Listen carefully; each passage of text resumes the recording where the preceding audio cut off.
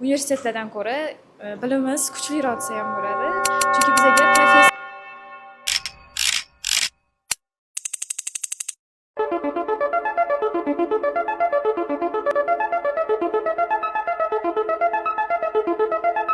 O'rtoqlar menga havas qilishadi.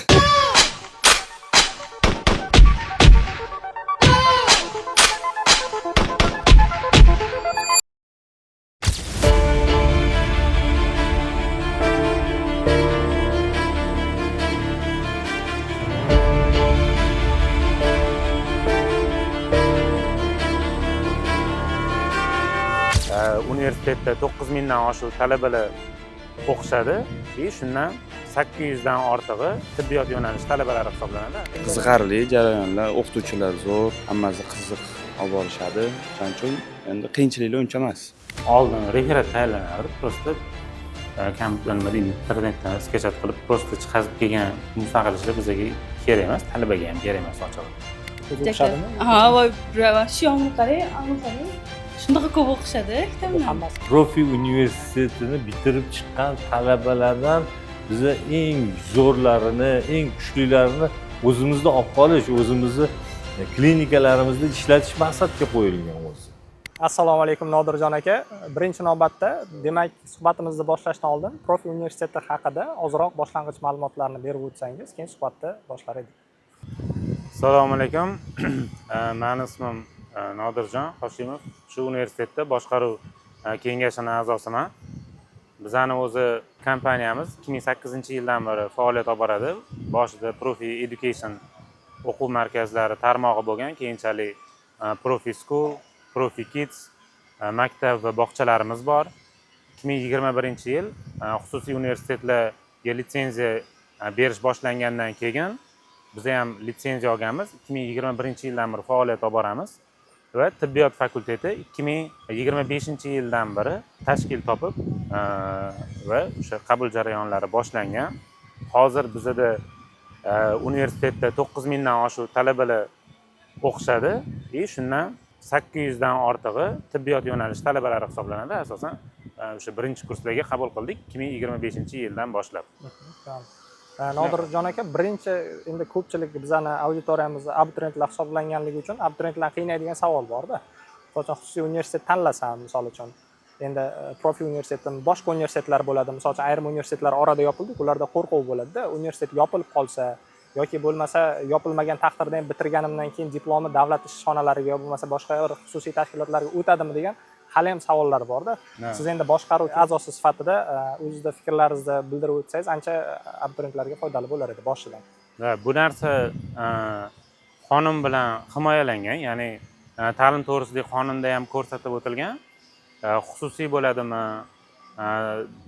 Ya'ni universitetlar, davlat universitetlari bor, nodavlat universitetlari bor, xalqaro universitetlar bor. Hammasini diplomi teng kuchga ega. Ya'ni O'zbekistonda tan olinadi, yo'nalishiga qarab, kerak bo'lsa chet elda ham tan olinadi.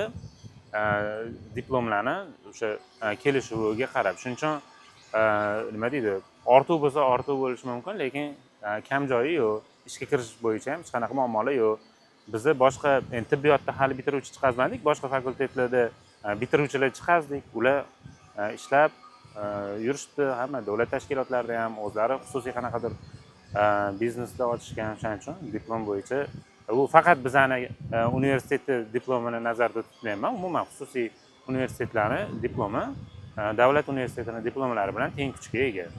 Nodirjon aka, hozir biz qayerda turibmiz? Nima qilib qisqacha tavsif berib, agar bizga ichkarini ko'rsatib beradigan bo'lsangiz, ancha foydali bo'lar edi. Endi bizani 3 ta kampusimiz bor. Bu Toshkent shahrida 2 ta kampusdan bittasi, ya'ni Beruniy Bektemir kampusimiz hisoblanadi. Bu kampusimiz 2 ta binodan iborat, 3 qavatli, asosan administrativ nimalar joylashgan, bo'limlar joylashgan. Bu o'quv binoyimiz 8 qavatdan iborat. Undan tashqari Beruniyda alohida kampusimiz bor va Navoiy viloyatida ham, Navoiy shahrida ham filialimiz bor. Bundan tashqari talabalarimiz klinik baza Shoh International Hospitalda 16 ta klinik bazasi bor. Respublika bo'ylab o'shalarda praktika o'tadi. O'shalardan bittasini hali bu yoni obzor qilib bo'lgandan keyin ham borsak bo'ladi. Bu binoni biz 2023-2024-yilda qurib bitkazdik. Sizlar bugun kelib qolgan kuninglar hozir bir tadbirga to'g'ri kelib qoldi. Hind hamkorlarimizni kutib olamiz hozir. Ya'ni Hindistondan ham talabalar kelishi kutilyapti. O'sha tadbirga to'g'ri keldinglar sizlar. Nodirjon aka, sizga yana savolim bor edi. Nima uchun aynan tibbiyot yo'nalishini ham qo'shim nimada ochsizlar? Yo'nalishini aynan boshqa yo'nalishlar ham bor, misol uchun aynan tibbiyotga ko'proq urg'u berasiz. Endi tibbiyot baribir hozirgi kunda eng nima deydi, talab katta bo'lgan yo'nalish hisoblanadi, chunki O'zbekistonda xususiy klinikalar kengayib boryapti va kadr yetishmovchiligi aynan shu sohada ko'p. Bundan tashqari ko'p sohalarni ishini hozir bilyapmiz, искусственный intellekt olib qo'yyapti. O'zidan ham so'rash mumkin, hali tibbiyot sohasida ancha katta ko'makchi bo'ladi-yu, lekin to'liq ishini olib qo'yishi hali qiyin. Shuning uchun kelajakda baribir uzoq yillar o'zini nima deydi, prestijniligini saqlab qoladi bu yo'nalish. Bundan tashqari men o'zim ham soham o'zi vrach. Shu ham balki qanaqadir simpatiya uyg'otgan bo'lishi mumkin. Shu yo'nalishga litsenziya olishimizga. O'zingiz mana tibbiyot oliygohini bitirgansiz-da, tibbiyot xodimisiz.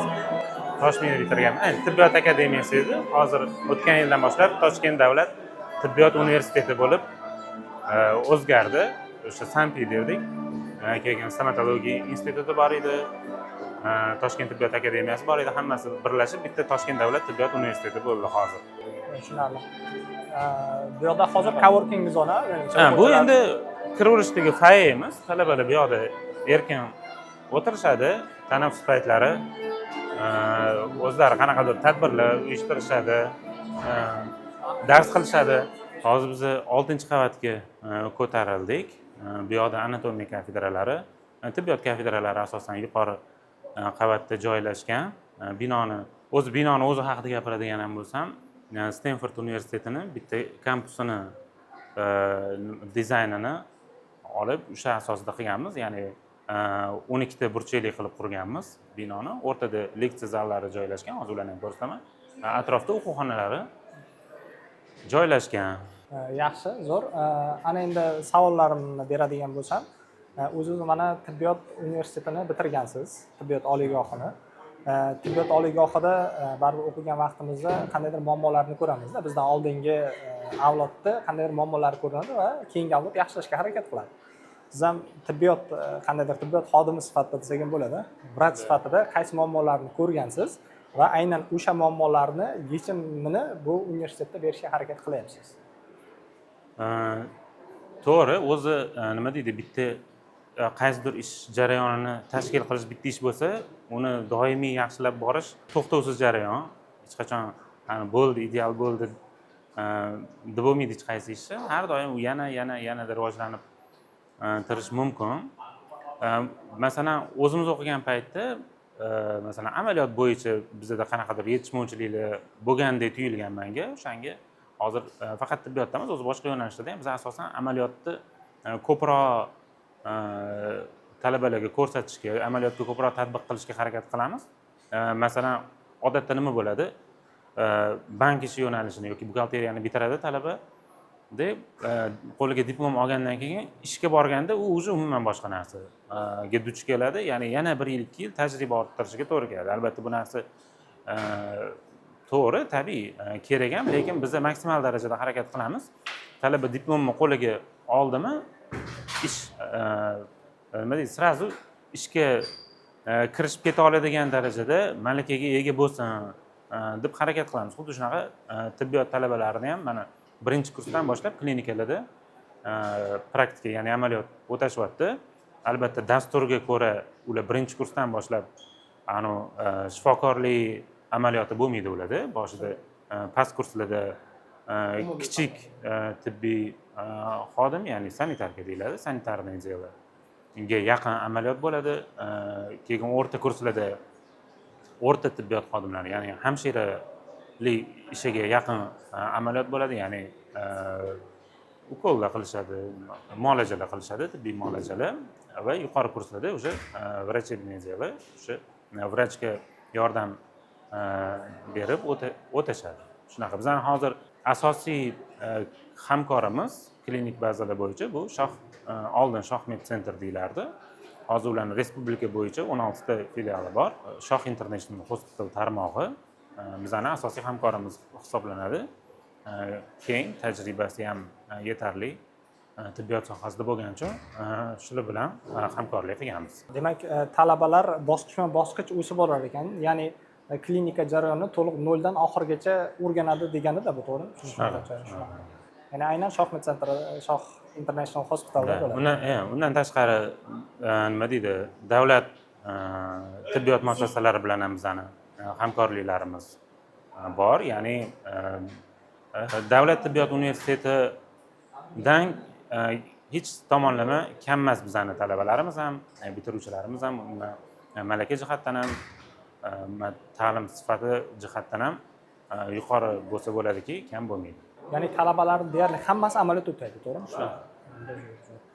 Unda mana bu amaliy xonalar ham simulyatorlardan ko'ra u tabiiyroq jarayon undan ham yaxshiroq bo'lar ekan-da. Yo'q, endi hammasining o'ziga yarasha o'rni bor. Masalan, oddiy mulyajda ham simulyatorlar ham hozir o'sha interaktiv doskalarda ko'rishadi 3D modellarini. Undan tashqari hozir biz Hindiston bilan hamkorlik qilyapmiz. Sababi oldin endi O'zbekistonda mumkin bo'lgan endi o'liklarni masalan hozir kuzatuvchilarning ichida shifokorlar bo'lsa, oldin tibbiyot oliygohida o'qigan shifokorlar anatomiyani tirik, ya'ni o'liklarda haqiqiy preparatlarda o'rganishgan. Bizda hozir qonunchilik bu narsaga ruxsat bermaydi. Shuning uchun biz Hindiston bilan hozir hamkorlik qildik.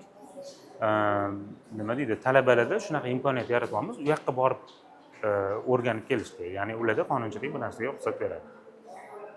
Pedagogika yo'nalishdagi talabalarimiz hozir direktor, maktablarda direktor bo'lib yurishibdi. O'qituvchilik qilayotgani ham juda ko'p. Ya'ni tibbiyot yo'nalishi ham xuddi shunaqa bo'ladi. Shifokor bo'lishadi, shifokor bo'lganda ham yuqori malakali shifokor bo'lishlariga meni shubham yo'q. Balki glavvrach bo'lishar, tibbiyotda qanaqadir yengilliklar yaratadigan, qanaqadir tibbiyotni tashkil qilish bo'yicha yanada bir qanaqadir samarali hissasini qo'shadigan talabalar bo'lishiga meni shubham yo'q. Hozir anatomiya xonalaridan bittasidamiz. 7 ta anatomiya xonasi bor. Hozir birinchi kurslar uchun keyingi yil 2 barobar ko'payadi. Ikkinchi kurslarning hisobiga o'sha xonalardan bittasidamiz.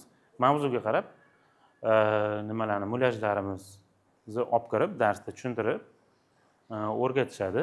Endi bizda xususiy bo'lgandan keyin bitta yaxshi tomoni asnashleniya bo'yicha muammo yo'q. Biz nima deydi, xohlagan narsani olib kelib olishga, talabalarga olib kelib ko'rsatishga nima deydi, imkoniyatimiz yetarli. Masalan, kimdirdan ruxsatlar so'rab o'tirishimiz shart emas. Talabalarning o'quv jarayoniga nima kerak bo'lsa, hamma narsani bemalol tashkil qila olamiz. Xo'p, bu o'sha anatomiya xonamizning yana bittasi. Bu yerda turgan mulyajlarga qaraganda, menimcha hozir splanknologiyani o'tishayotgan bo'lsa kerak ichki organlar turganiga qaraganda. Chunki mavzuga mos mulyajlar olib kiriladi xonaga. Har bir xonada o'sha interaktiv doskalar qo'yganmiz. Bu yoq bo'yicha interaktiv doskalarda ham o'qituvchilar o'sha 3D ko'rinishlarni, anatomiyani o'rganishadi. Hozir biz tibbiyot yo'nalishi haqida ma'lumot beramiz, lekin abituriyentlarda baribir savol tug'ilishi mumkin. Qaysi tibbiyot yo'nalishlari bor va yaqin orada qaysi tibbiyot yo'nalishlari yana ochilishi mumkin? Shu haqida ham umumiy ma'lumot berib ketadigan bo'lsangiz, ancha foydali bo'ladi. Hozir bizda davolash ishi va stomatologiya yo'nalishi bor. Kelajakda biz farmatsiya yo'nalishi bilan pediatriyani olishga harakat qilamiz. U nima deydi, tez bo'ladigan jarayon emas. Masalan, hozir davolash ishi bilan stomatologiyani o'ziga ham biz 1,5 yil, deyarli 2 yil tayyorgarlik ko'rib oldik. Chunki tibbiyot har holda ancha nima deydi, jiddiy inson sog'lig'i bilan bog'liq bo'lgan faoliyat turi hisoblangani uchun uni talablari ham ancha texnik talablari, o'quv jarayoni bilan bog'liq talablar ancha yuqori. O'shaning uchun vaqt jihatdan ham ancha nima deydi, 1,5 yildan oshiq tayyorgarlik ko'rib litsenziya olganmiz. Nodirjon aka, hozir 7-chi etajga ko'tarildik. Talabalar amaliyot xonalarida yo'q ekan, qaradik. Sababi aynan tibbiyot talabalari uchun tadbir bo'layotgan ekan. Shu haqida ham yoritib ketsak, ancha foydali bo'ladi. Mana bu yerdagi logotiplarga ham to'xtalib o'tsangiz, ancha manfaatli bo'ladi. Hozir Hind hamkorlarimiz bilan birgalikda summit bo'lyapti. O'sha bu yoqda hozir tayyorgarlik jarayoni ketyapti. O'sha summit bo'yicha boya aytganimdek, talabalar almashinuvi, Hind talabalarini O'zbekistonga, o'zbekistonlik talabalarni ham Hindistonga yuborib, nima deydi, ikkala tomonga ham manfaatli bo'ladigan talabalar almashinuvi bo'yicha o'sha dasturimiz doirasidagi summit bo'ladi bugun. O'shanga talabalarimiz hozir endi bu hamma talabalarimiz emas, qisman yig'ilishgan shu zalga. Bu bizani faol zalimiz, aktiv zal. Nima deydi, rasmiy tadbirlarni mana shu zalda o'tkazamiz. Hozir demak tadbirning ichiga kirdik. Talabalar asosiy qismi shu yerda bo'lganligi uchun qisqacha talabalar bilan ham suhbat qilib ketmoqchimiz. Shu uchun birinchi navbatda volontyorlardan boshlasak, nima uchun shu yerda o'qishlarini bir so'rab o'tamiz. Kechirasiz, assalomu alaykum. Alaykum assalom. Siz hozir bu yerda o'qiysizmi yoki ishlaysizmi siz? Stomatologiya fakultetida 1-kurs talabasiman. Hozir qanaqa tadbir bo'lyapti? Qisqacha o'zingiz tushuntirasiz. Hozir Hindiston va O'zbekiston bo'yicha shartnoma imzolash bo'yicha konferensiya o'tkazilyapti. Hozir 1-kursni yakunladingizda. Davlat oliygohlarida yoki bo'lmasa boshqa joyda ham birga tayyorlangan tanishlarimiz borda. Ular bilan fikr almashganingizda universitetlarni baribir taqqoslaysizda. Siz mana shu universitetga kirganingizdan o'zingiz rozimisiz? Sizga yoqayaptimi? Ya'ni umumiy baribir bizdan ko'ra siz yaxshiroq ko'rasiz. Shu jarayonni bosib o'tgansiz, shular haqida ma'lumot berib o'tsangiz o'zingiz. Men o'zi profiga kelganimdan umuman afsuslanmayman. Bu yerda atmosfera juda ham zo'r. O'quvchilarga bo'lgan munosabati, keyin ko'p yo'da har xil turli shakllantirishligi menga juda ham yoqadi. O'sha taraflama ham zo'r. O'qitish tizimi alohida, hamma narsa mavjud. Misol uchun qanaqa turlar bo'ladi? Qaysilarga borgansiz? Masalan, Buxoroga bo'ldi, keyin ko'proq tog' hududlariga olib chiqishadi. Hozir Xivaga olib chiqishmoqchi. Amaliyotga ham qayergadir bordingizmi? Hali borganingiz yo'qmi? Praktika bo'ldi. Shohmet klinikada 5 ta filialda ham biz amaliyot o'tkazdik. U yerda biz operatsionnga ham kirdik. Hamma narsani ko'rdik. Kattakon rahmat sizga. O'qishlaringizga omad, salomat bo'ling. Mana tadbirda mehmonlar ham kirish vaqtiga to'g'ri kelib qoldik. Ularni ko'rishlaringiz mumkin. Hindiston baribir bilasizlar, hozirgi vaqtda tibbiyot bo'yicha eng yetakchi mamlakatlardan biri hisoblanadi. Menimcha nasibsa foydali tadbir bo'ladi. Hozir tadbir boshlandi. Shu sababdan biz qolgan talabalar bilan suhbat qila olmadik, lekin volontyor sifatida qizlar hozir turishibdi. Ulardan ham qisqacha so'rab ketamiz. Tibbiyot talabalari bor ekan. Assalomu alaykum, salomatmisiz? Hozir demak Profi universitetda 1-kurssiz, to'g'rimi? Qaysi yo'nalishda o'qiysiz? Stomatologiya. Mana bu abituriyentlik vaqtida tayyorlangan vaqtingizda baribir sizda reklamalarni ko'rasiz, nima bo'ladi?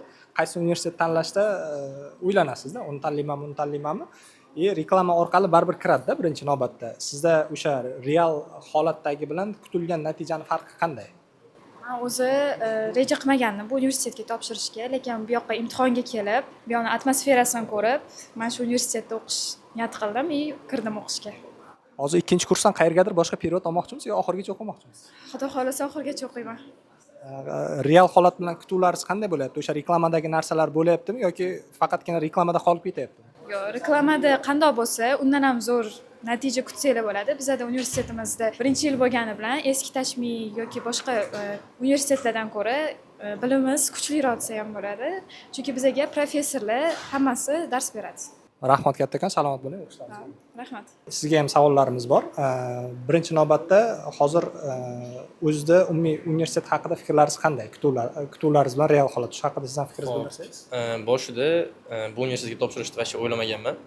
Hayolimda ham bo'lmagan. Lekin уже qarasam Toshmin bilan совместный anonsi bor ekan, dogovori bor ekan. Xo'p, то что bu yerdagilar naryoqga borib praktika qilish mumkin yoki bizda ham 1-kursdan praktikalar boshlanadi. Boshqa vuzlarda hali bunaqa narsani ko'rganim yo'q. Kutgandan ancha yaxshiroq, namnoga yaxshiroq.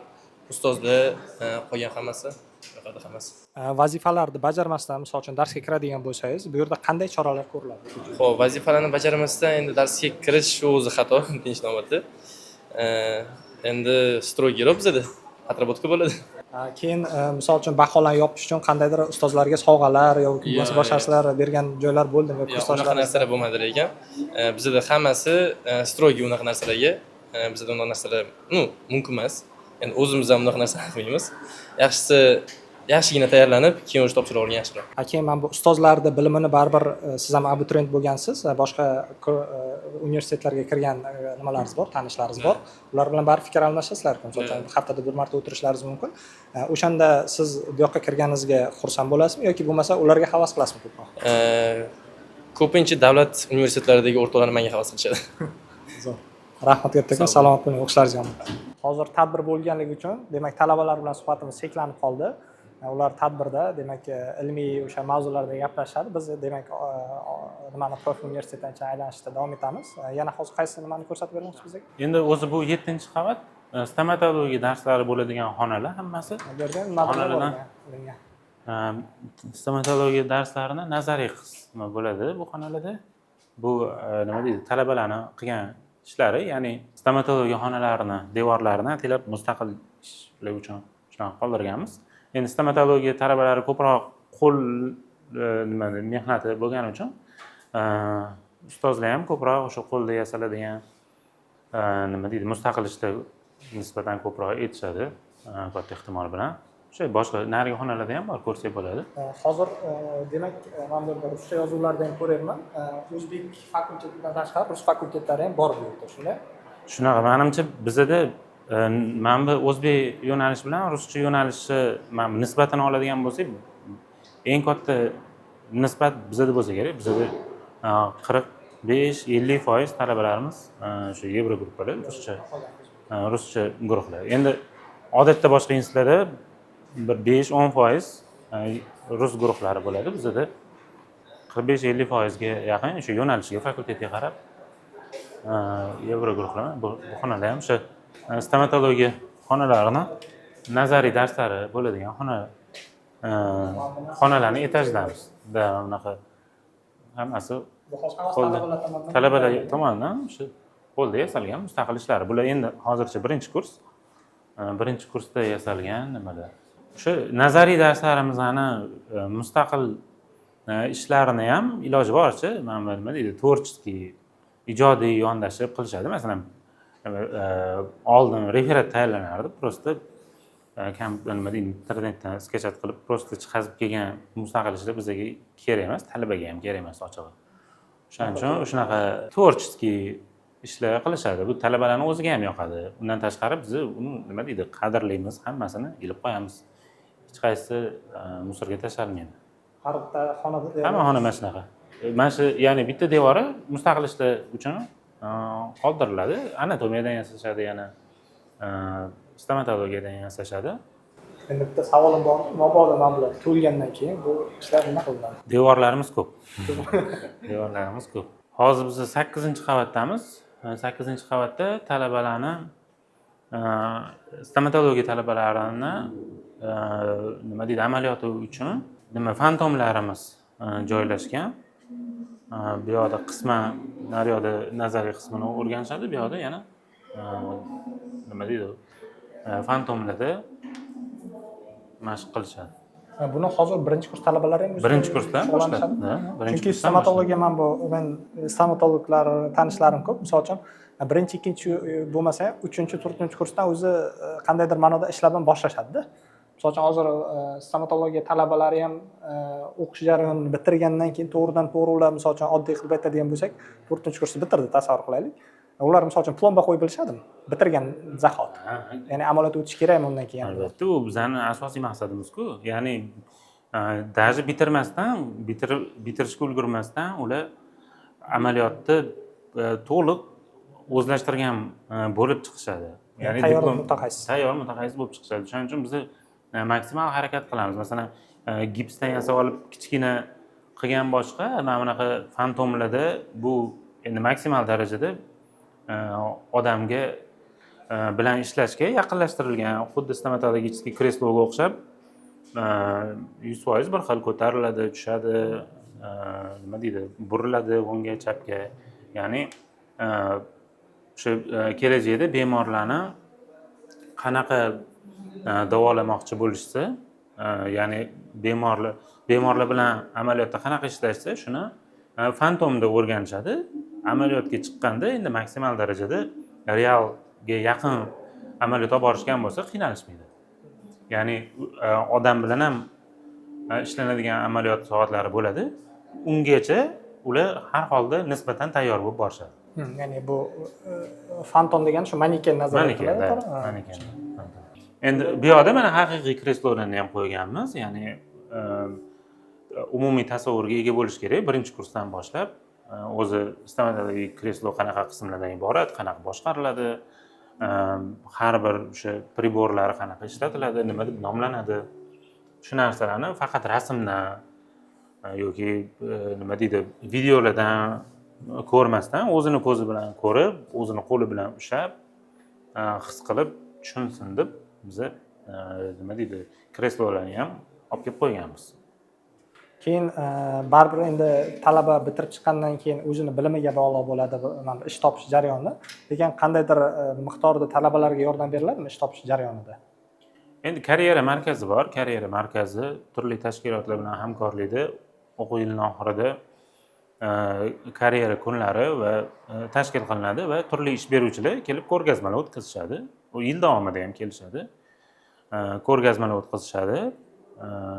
O'shanda ishtirok etishadi talabalar. Unga ham biz maksimal darajada yordam beramiz. Ya'ni hozir o'zi davlat siyosat darajasiga ko'tarilgan bu narsa, ya'ni bitiruvchilarni ish bilan ta'minlash bu har bir ta'lim tashkilotini muhim vazifalaridan bittasi. Ya'ni ko'maklashish muhim vazifa hisoblanadi. Adashmasam o'zi Shohmet Center eng nima deydi, Toshkentdagi premium darajadagi klinikalar tarmog'idan bittasida baribir. Nima qilib ular ham qandaydir baribir bitirgandan keyin manfaat borda baribir o'rtada. Xodim uchun eng yaxshi kadrlarni birinchi bo'lib olib qolamiz deb bizga aytishadi. Hozirdan o'zi ishlayapti bolalar. Ishga kirishadi. Hozirdan o'sha nima deydi, resepsionda umuman klinikani faoliyatini qanaqa bo'ladi, bemor eshigidan kirib kelgandan boshlab to davolanib chiqib ketgungacha bo'lgan qanaqa protseduralar bor, masalan, aytaylik, oddiy bosh og'rib keldi, qayerga yo'naltiriladi, kimga birinchi bo'lib uchrashadi, ya'ni tashkiliy narsalarni o'rganishadi, boshqa qilishadi. Resepsionda hozirdan ishlayotganlari bor endi. Bizani nimalarda katta muammo bor. O'zim farmatsevtikani bitirganman, o'zim baribir nima bo'lgansiz, institut tibbiyot talabasi bo'lgansiz. Birinchi kurslari asosan bilsangiz o'qishga kirdi. Amaliyot bo'lmagandan keyin qiziqadi, nima qilishni bilmasdan menga o'xshab, sizga o'xshab repetitorlik qilishni boshlaydi orada. Ya'ni nima deydi, qiziqish boshqa tomonga tortib ketadi. Ya'ni birinchi kursda amaliyot o'tashi o'sha narsani qanchalik darajada oldini oladi deb o'ylaysiz? Ya'ni boshqa yo'nalishga maksimal o'sha nima deydi, hamma narsani o'ziga yarasha atmosferasi bo'ladi-da. O'sha atmosferani his qiladi. Masalan, har xil bemorlarni ko'radi. To'g'ri, davolamasligi mumkin, lekin ko'zi bilan ko'radi. Ya'ni ma'lum ma'lumotlar, ma'lum ko'nikmalar baribir bilimlar shakllanadi, vrachlardan so'raydi, o'rganadi. Ya'ni o'sha tanlagan kasbini atmosferasida birinchi kursdan boshlab yursa, bu yaxshi. Masalan, nazariy bilimlarni olayotgan paytda ham nima deydi, shunchaki yodlash emas, uni tasavvur qilib tushunib olish bu boshqa narsa. Hozir asosiy binodan chiqdik. Bu yoqda bizning kutubxonamiz bilan test markazimiz joylashgan. Bu kutubxonamizning kiraverish qismi. Nodirjon aka, mana kutubxonani pastki qavatda qilingan ekan-da. Nima uchun tepa etajlarda qilmay, aynan shu joy tanlangan? Endi kutubxona nima deydi, tinch, maksimal darajada tinchroq joy tanlangan kutubxona uchun. Chunki dars qiladi. Talabalar nima deydi, baribir tinchroq muhit talab qiladigan ayrim darslar bo'ladi. O'shanga как раз bu qulay bo'lgani uchun shunaqa proyekt qilganmiz. Bu bizning kutubxonamiz bo'ladi. Butun qavatimiz shu kutubxonaga ajratilgan. 1200 kvadrat kutubxonamiz bor va 50 mingdan ortiq adabiyotlarimiz bor. Adabiyotlar hammasi shu o'zini ta'lim yo'nalishiga qarab ajratilgan. Tibbiyotniki, ingliz tiliniki, undan tashqari e'tibor bergan bo'lsangiz, ingliz tilida bizda juda ham ko'p adabiyotlar bor. O'sha hozir hamma biladi ingliz tilini bilish raskoshniy maksimum emas, bazaviy minimum bo'lib qoldi. O'shanga nima deydi, hamma yo'nalish talabalarida ingliz tili chuqurlashtirib o'rganiladi. Chunki baribir ma'lumotga bo'lgan dostуп kengayadi. Til qancha ko'p bilsa odam, ma'lumotga bo'lgan birinchi первичный ma'lumotga bo'lgan dostуп ancha kengayadi. Keyin hozir bu yerda talabalarning kitob olish tartibi qanday? Olib ketishsa ham bo'ladimi? Faqatgina shu kutubxona o'zida foydalanishadimi? Yo'q, olishsa ham bo'ladi, kutubxonada foydalanishsa ham bo'ladi. Elektronlari ham bor, elektrondan o'qishadi. Talabalar yaxshi ko'rishadi. Bu yoqda ayniqsa obeddan keyin kechgacha talaba juda ko'p bo'ladi. Birgalikda o'tirib dars qilishadi talabalarimiz. Assalomu alaykum. Assalomu alaykum. Bu yerda hozir siz kutubxona mudiri bo'lib ishlaysiz, shunday? Kutubxonada o'quvchilar nimani kitob olish tartibi haqida umumiy ma'lumot bera olasizmi? To'liq qanday tartibda kitoblarni olishlari mumkin? Qanday foydalanish mumkin? Qancha vaqt topshirish kerak? Umumiy. O'quvchilar asosan ko'proq meditsina yo'nalishidagi olishadi. Ular anaqasi bo'yicha, ya'ni o'sha tartibi, o'zini kitob fanlari bo'yicha olishadi. Uni endi semestrga mo'ljallab beramiz. Masalan, bir semestr o'qishadi, 2 semestr o'qishadi, o'sha bo'yicha beramiz. Qolganidagilar kelib, masalan, badiiy adabiyotlar so'rashsa, o'sha darsiga aloqador yo faniga aloqador, o'ziga aloqador kelib so'rashsa, borib o'sha bo'limlarimizga, naxalamizga qarab olib kelib beramiz. Kitob olib kelgandan keyin o'zlarini kartochkalari hozircha o'sha kartochkalar bo'yicha yozib, kitobni hajmiga qarab ko'proq bo'lsa, где-то 15 kunga, agarda sal kichikroq bo'lsa, 1 hafta, 10 kun shunaqa orada beramiz. O'shanda qaytarib olib kelishadi. Endi yaqinda o'zimiz naqalar bilan shu elektronniy baza shakllantiryapmiz. Nabrot yanada yaxshiroq bo'ladi. Bazada o'quvchilar qanaqa kitob borligini, qaysini oldindan zakaz qilib qo'yish kerakligini, masalan, menga mana bu kitob kerak deb zaявка topshirsa, o'shani keyin tayyorlab qo'yamiz topalik. Vaqt unda ham ekonom borib aytdan naqa qilib qo'ygandan keyin. Kitoblarda yetkazib berish bo'yicha muammo bo'ladimi yo? Yo'q, muammo. Masalan, yetarli kitoblarimiz ortig'i bilan yetarli va qaysidir masalan o'quvchiga kitob kerak bo'lsa, uni albatta yozib, anaqaga beramiz, olib kelib berishadi. O'zi o'qishadimi? Ha, voy, bravo. Shu yomni qarang, ammo qarang. Shunaqa ko'p o'qishadi kitobni. Hammasi bilan hozir kitob olganlarda, to'g'rimi? Hammasi olgan. U tarafda ham hammasi kitob olgan. Hammasi o'zi kartochkalar bor, o'zini danilari kiritiladi. Zaochniydagilari ularga pasport bilan beramiz, chunki ular bir oyda kelishadi. Ularga hujjati bilan beramiz. Pasportini yo bo'lmasa bir qanaqadir hujjat bo'lsa, o'shasi bilan beramiz, o'shasi bilan topshirishadi. Darslarga oid fanlarniki, o'sha hammasi nima ularga jamiga qanaqa kitob kerak bo'lsa, topib yetkazib berishga iloji boricha harakat qilamiz. Chunki hammada har xil sharoit bo'ladi. Bir xilgadir kerak bo'lsa, u bir xil sotib olish mumkin, bir xil sotib olmaydi. O'shanga qarab iloji boricha olib berishga harakat qilamiz hammasini. O'zingizga ishingiz yoqadimi yo? Ha, albatta, o'zim shu soha bo'yicha o'qiganman. 4 yil institut o'qidim shu soha bo'yicha. Qaysi yo'nalish bo'yicha o'qidingiz? Kutubxona. Kutubxona yo'nalishi. Ishlaringizga omad, salomat bo'ling. Rahmat. Sizlar ham salomat bo'linglar. Hozir kutubxonadan chiqdik. Bu yerda test markazi ham bor ekan. Test markazi haqida umumiy ma'lumot bersangiz, ya'ni o'quvchilar o'qishga kirishdi, birinchi kursda, misol uchun bitta semestr bitirishdi. Undan keyin jarayon qanday tartibda amalga oshiriladi? O'zi har bir fanni baholaganda ular joriy bahola olishadi. Keyin oraliq nazoratlar bo'ladi va yakuniy nazoratlar bo'ladi. Yakuniy nazoratlari agar test shaklida bo'ladigan bo'lsa, shu test markazimizda bo'ladi. Test markazimizda hamma shu imtihon jarayonlari maksimal darajada shaffof bo'lishini ta'minlaymiz. Ya'ni talabalarimiz olgan bilimlarini to'g'ri baholashga harakat qilamiz.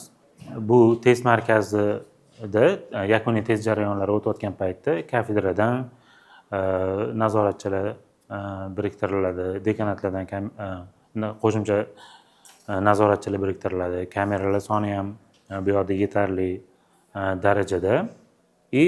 Yana bitta narsa, bu yoqda kompyuterlarni biz hammasini Xemisga ulaganmiz, ya'ni yakuniy nazoratlar hammasi Xemisga avtomatik yoziladi. Bu Xemis tizimi haqida ham qo'shimcha ma'lumot beraman. Bu barcha oliy ta'lim tashkilotlari, davlat oliygohlari ham, nodavlat oliygohlar ham Xemis davlat nima deydi, portaliga o'xshash platforma qilingan. Ya'ni talabani o'qishga olingandan boshlab bitiruv diplomigacha hamma akademik yozuvlar Xemis platformasida shakllantirilib boriladi va masalan o'sha nazoratlarni, o'tkazilgan nazoratlarni biz qaysidir boshqa platformada olib, uni keyin Xemisga ko'chirmaymiz. Maksimal darajada shaffof bo'lishi uchun avtomatik Xemisga nima deydi, srazu yoziladi. Ya'ni yakuniy testlarini ham biz Xemisni o'zida olamiz. Keyin shu joyda yana bitta savol berib o'tib ketsam, men bu abituriyentlar misol uchun boshqa chet el oliygohlarida o'qishi mumkin yoki bo'lmasa o'zimizdagi boshqa universitetlarda o'qishi mumkin. Ikkinchi kursda ularda period masalasi o'ylantirib qolishi mumkin.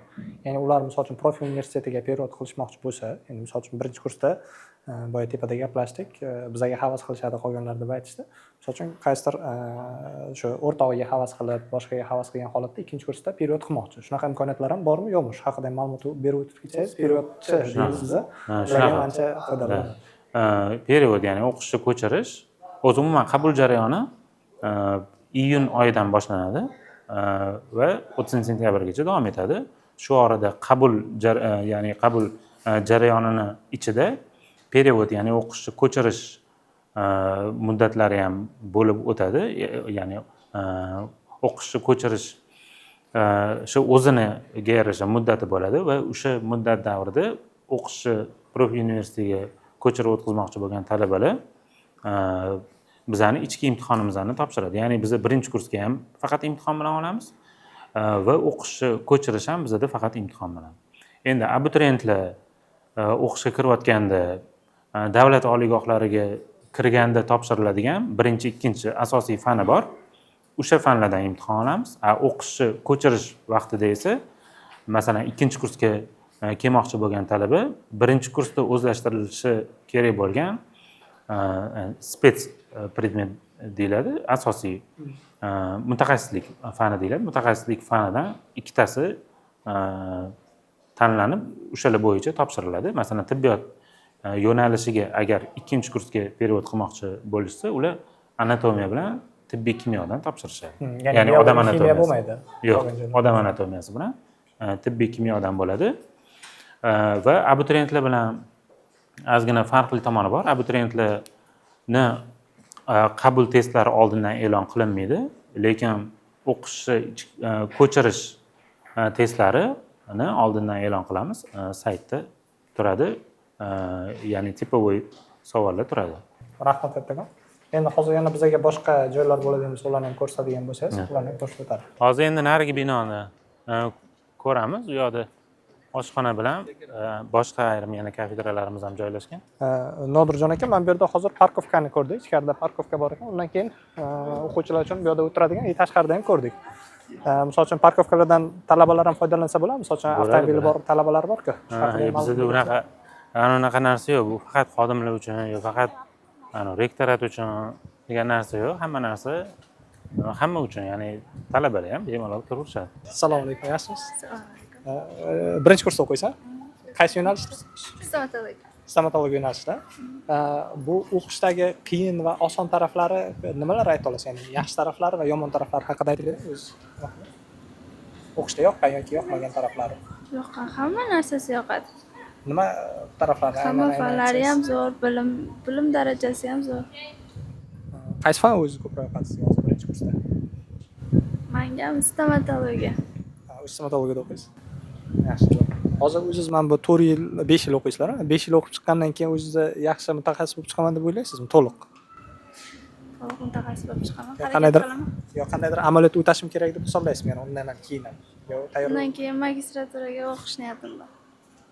Yo, buni aytmoqchi bo'lganim 5 yil o'tdi. 5 yil o'tgandan keyin ish faoliyatingizni boshlashingiz kerak. Yana boshidan o'rganishingiz kerak bo'ladimi yo bo'lmasa o'rganib chiqasizmi qanday darajada? O'rganib chiqaman, shunga harakat qilaman. Hozir amaliyotdan o'tyapsizlarmi yo'qmi? Amaliyot qayerda bo'lyapti asosan? Amaliyot hamma klinikalarga jo'natadi. O'zi bordingizmi? Bor. Nimalarni o'rgandingiz? Hamma anaqa terapiyalarni o'rgandik. Kardiogrammalarni o'rgandik. Sizga qaysi stomatologiya siz ham? Birga o'qiymiz. Zo'r. Sizga o'zingiz nima uchun stomatolog bo'lmoqchisiz? Qiziqqanim uchun. Uydagilaringiz majburlashganmi yoki? Yo'q, o'zim qiziqib. Universitetda sizga yoqqan, yoqmagan taraflarini aytib bersangiz, keyin Yoqqan abituriyentlarga juda foydali ko'p, bo'ladi. yoqmaydigan tarafi yo'q. Hamma o'qituvchilar kuchli, yaxshi dars berishadi. Mana bu xususiy universitetlarda bilamiz, kontrakt qimmatda. Mana bu davlat universitetlari nisbatan arzonroq. O'sha kontraktiga arziydimi yo arzimaydi shu haqida? Arziydi albatta, chunki kuchli mutaxassislar dars berishadi. Rahmat kattakon, o'qishlaringizga omad, salomat bo'ling. Assalomu alaykum. Assalomu alaykum. Ismingiz nima? Azizbek, Azizbek, hozir bu yerda qaysi yo'nalish bo'yicha o'qiysiz? stomatologiya. Stomatologiya yo'nalishi bo'yicha. Universitetda hozir stomatologiyada amaliyot boshladingizmi yo endi boshlanadimi?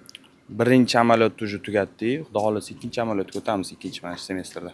Birinchi amaliyotda nimalar o'rgandingiz? Birinchi amaliyotda shu biza birinchi endi baribir ham birinchi kursdan unaqa bo'ladi-yu, sanitariya bo'ladi. O'sha borib o'rgandik. Bu Shoh International Hospitalda bo'ldik. Yo'da operatsiyalarga kirdik. O'shalarni o'rganib, endi aka birinchi kursda o'rganish bo'lyapti. Endi Xudo xohlasa ikkinchi kursdan уже o'sha stomatologiyani o'ziga bo'lsa kerak. Zo'r. O'qishda hozir mana bu o'qiyapsiz. Qiyinlik darajasi qanday siz uchun? Qiyinlik darajasi endi uncha emas. O'qigan odam baribir qiynalmaydi. Shuning uchun qiziqarli jarayonlar, o'qituvchilar zo'r, hammasi qiziq olib borishadi. Shuning uchun endi qiyinchiliklar uncha emas. Bo'ladi. Ko'pchilik oliygohlarga talabalar kirgandan keyin fikr tug'iladi-da, ya'ni birinchi kursda men o'zi boshqa yo'nalishda o'qishim kerak ekan degan fikr ham ko'pchilikda bo'ladi. Sizda shunaqa fikrlar o'tyaptimi yoki yo'q?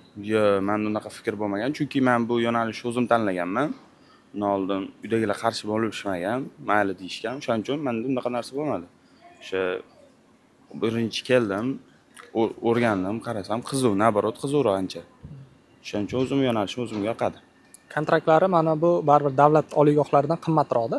To'g'rimi? Mana shu taraflama kontraktlar o'zini arziydimi yoki yo'qmi shu haqida fikr berib o'tirsangiz, chunki qolgan abituriyentlar bo'ladi, ularda fikr to'liq shakllanmagan bo'ladi. Ularga nima maslahatlar berasiz? Yo'q, naborot davlatnikidan anchagina qimmat bo'lganiga yarasha, bu yoqda masalan praktikalari yaxshi. Keyin bizda mana korpusimizda 8-etajda оборудованиялар bor. Uyoqlarga kiramiz. Masalan, stomatologiyani оборудованиялari bor, preparirованиялар qilamiz. Shunga yarasha, o'sha o'zini anaqasiga yarasha yaxshi, yoqadi menga. Plomba qilishni o'rgandingiz? O'rgandik, endi sekin-sekin o'rganamiz. Xudo xohlasa. Kelaverasizlar. 10 ta izoh yozganga deb ketinglar. Rahmat kattakon, o'qishlaringiz. Mayli, charchamanglar. Stomatologiya fakultetida o'qiymiz, birinchi kursimizda. Umumiy o'z ichingizda aytmoqchi bo'lgan gaplaringizni bo'lsa ayting. Abituriyentlar bo'ladi-ku baribir. Aytadigan bo'lsak, o'qishimiz yaxshi bundan olib qarasak. Nima desa bo'ladi? Оборудование yangi universitet bo'lgani hisobiga o'qitish tizimi ham yengillashgan уже. O'qituvchilarimiz yaxshi, professional. O'zi boshqa joylarda doktorlar dars o'tmaydi. Ular faqat teoriyani bilishadi, teoriyani kelib o'rgatishadi. Bizda уже o'sha spesialniy doktorlar chaqiriladi, imенно o'sha stomatologlar bizga ishni o'rgatishadi. Hamma nyuanslari bilan. Faqat teoriya emas, to есть praktikada qanaqa ishlatsa bo'ladi uni, nima qilganimiz yaxshi deb mana shu taraflama bizga yaxshi maslahatlar berib, yaxshi ilm berishadi demoqchiman. Ikkinchi kursda period olib ketmoqchimisiz shunda? Yo'q. Oxirigacha Shu qolamiz. Toshmay bo'lmaydi bizga. Shunaqa. Sizdan ham bir Assalomu alaykum. Va alaykum assalom. Ismingiz? Amirbek, ismim. Stomatologiya. Men ham stomatologiyaman. Amaliyot o'tadingizmi? Amaliyotga o'tdik, xudoga shukr. Birinchi amaliyotimiz bo'ldi. Hozir xudo xolasa yozda ikkinchi amaliyotimiz bo'ladi. Tepadagi xonalarni ishlatib ko'rdingizmi yo ishlatib ko'rmaysizmi? Chiqdik, ishlatdik, karisdan preparirования o'sha hammasini o'rgandik ko'rsatishda.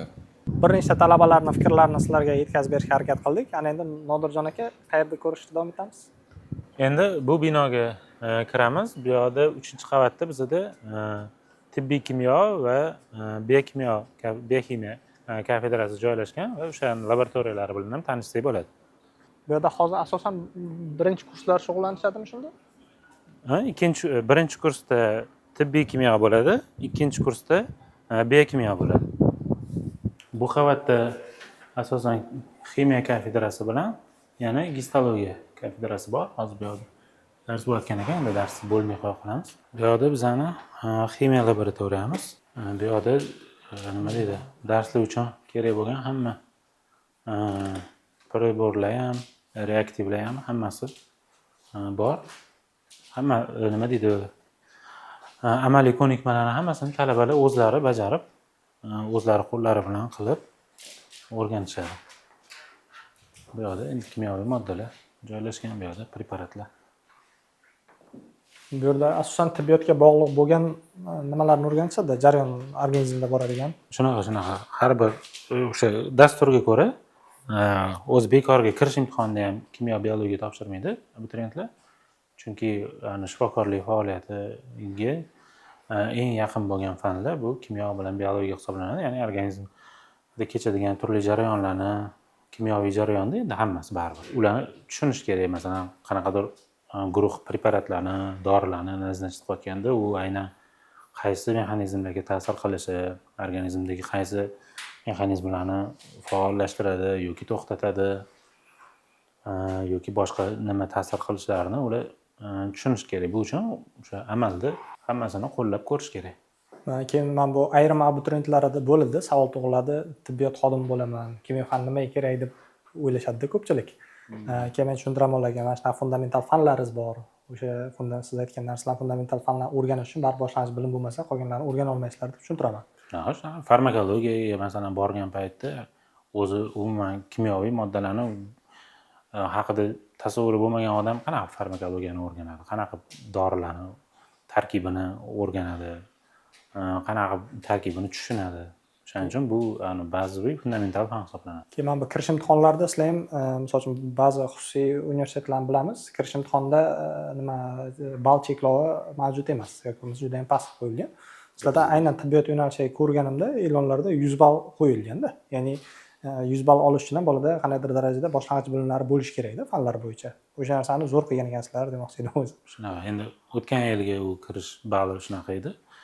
Bizda nima deydi, hamma fakultetlarning ichida tibbiyotda balli har doim yuqori bo'ladi, chunki baribir xohlasangiz xohlamasangiz hamma sohalar ham baribir jiddiy, lekin aynan inson sog'lig'i bilan, salomatligi bilan bog'liq soha bo'lgani uchun biz nima deydi, yanada plankani ko'targanmiz. Shunaqa. Strogiy imtihon bilan olamiz. Maksimal ball 189. Endi nimaga 189 qilganmiz? Ko'pchilik baribir davlat oliygohlariga kirish imtihonlari bilan solishtiradi ko'p narsani. O'shanga yaqin bo'lish uchun maksimal ball bizda 189 olganmiz. Imtihonsiz qabul yo'q bizda, faqat imtihon bilan qabul qilamiz talabalarni.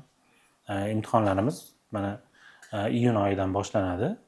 Imtihonlarimiz onlayn bo'lmaydi, faqat offlayn bo'ladi. Ya'ni universitetga kelib imtihon topshirish shart. Keyin undan keyin mana bu davlat oliygohlaridan yiqilgan talabalar ham topshirishsa bo'ladimi? Mana 100 balldan oshirib misol uchun. Bo'ladi. U endi biz faqat bir marta olmaymiz. Iyun oyidan boshlab har hafta, har 10 kunda imtihon bo'ladi. Avgustda oxirigacha bo'ladi. Sentyabrdan darslar boshlanadi. Ya'ni aytmoqchiman, men bu 100 balldan oshirganlari imtihonsiz kirsa bo'ladimi? Bo'ladi. Agar sertifikatlarni ham qabul qilamiz, masalan, milliy sertifikatlari bo'ladigan bo'lsa, biologiyadan yoki ximiyadan, o'sha qaysi fandan bo'lsa, o'sha fani bo'yicha biz maksimal ball beramiz. Bundan tashqari davlat imtihonida agar topshirib, o'shanda olgan balli bilan ham kirsa bo'ladi. Keyin mana bu xalqaro sertifikatlar ham hozir juda ham O'zbekistonda rivojlanib boshladi. Misol uchun A-level, Cambridge A-level imtihonlari misol uchun shunaqa sertifikatlar ham o'tami yo ularni qabul qilmaysiz? Faqat ingliz tili yo'nalishi bor, ya'ni ingliz tili fanidan imtihoni bor bo'lgan yo'nalishlarga IELTS'larni ham qabul qilamiz. A-levellar o'tmaydi. Yo'q, ular hozircha. Mana bu xonada endi dars boshlanayotgan ekan, ustozdan qisqacha intervyu ola olamiz, iltimos qilib agar ruxsat bersalar. Ustoz, assalomu alaykum. Kechirasiz. Qisqacha sizdan intervyu olsak bo'ladimi? Hali dars boshlanmagan bo'lsa, endi boshlayotgan bo'lsa. Qisqacha. Assalomu alaykum. Assalomu alaykum. Assalomu alaykum ustoz. O'zingizni tanishtirsangiz ustoz, keyin qaysi fandan dars berish haqida qisqacha aytib o'tsangiz. Men Halimov Akbar Sodiqovich biofizika fanidan dars beraman. O'z mutaxassisligim bo'yicha fizika va texnika fanlari bo'yicha falsafa doktoriman. Profil universitetda biofizika bo'yicha o'zi faqat birinchi kursga dars beramiz. Hozir qandaydir amaliyot boshlamoqchi edingiz-a, menimcha darsda? Ha, endi laboratoriya mashg'ulotlarimiz bor. Biz Jung modelini aniqlash bo'yicha, ya'ni suyaklarni demak, bukilish chegarasi bor, shuni aniqlash bo'yicha tajribamiz bor. Bu yerda illyustratsiya sifatida biz turli xil moddalarni, materiallarni tekshirib ko'ramiz. Endi asosan ideyamiz o'sha fizikadagi asosiy tushunchalarni inson bilan bog'liqligini o'rganishimiz kerak. Chunki inson ham xuddi qurilish materialiga o'xshaydi aslida, tanasi. Qo'pol qilib aytganda. Shuni bugun o'sha test qilib ko'rishyapti-da bolalar. Bitta tajriba o'tkazib bersangiz ham foydaliroq bo'lardi, intervyu qiziqroq bo'lardi. Ha, endi bu yerni hozir tashkil qilishimiz kerak. Hozir dastlab buni tushuntirish kerak-da bolalarga biz. Nima, bemalol nima qilamiz? Nima qilamiz? Xo'p, bolalar, demak, boyagi yung modeliga e'tibor beramiz. Demak, yung modelida biz mana bu yerda grafikimizda qarashimiz mumkin elastiklik chegarasi. Sardor, elastiklik nima edi? Elastiklik jismga kuch berilsa, u o'z holatiga yo'qotmasa elastik bo'ladi. Aha, qayta o'zini tiklay oladi. Mana prujinani ham cho'zib yuborsa, oxiri cho'zilib qoladi-da, qayta o'zini tiklay olmaydi. Bu plastikka. Ana endi shunda savol tug'iladi. Plastik operatsiya nima deyiladi? O'zi nima uchun kelgan so'z? Plastik operatsiya qilamiz-ku. Kim qiladi plastik operatsiyani? Nima uchun plastik operatsiya deyiladi shu? Bu qayta tiklanmaydigan, masalan, operatsiya bo'ladi.